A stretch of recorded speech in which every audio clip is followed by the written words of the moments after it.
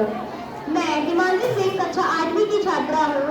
सबसे पहले मैं आप सभी को 26 जनवरी गणतंत्र दिवस की हार्दिक शुभकामनाएं देना चाहती हूँ, जो कि हमारे देश के सबसे महत्वपूर्ण राष्ट्रीय त्योहारों में से एक है।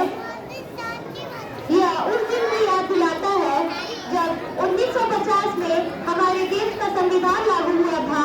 तब से हर साल गणतंत्र दिवस बताता है कि भारत एक संप्रभु और लोकतांत्रिक गणराज्य है। हम सच्चे दिल से डॉक्टर भीमराव अंबेडकर और उनके साथियों को इस बात का धन्यवाद देते हैं और देते रहेंगे। हम गर्व से ये भी कहते हैं कि हम भारत जैसे महान देश में रहते हैं। इस पर मैं 2 लाइनें सुनाना चाहती हूँ। मैं उस देश की नागरिक हूँ जहाँ छत्रपति शिवाजी महाराज और सम्राट अशोक जैसा राजा था। मैं उस देश की नागरिक हूँ जहाँ हर 50 मील पर रूट, पहनावा, मजहब बदल जाता था।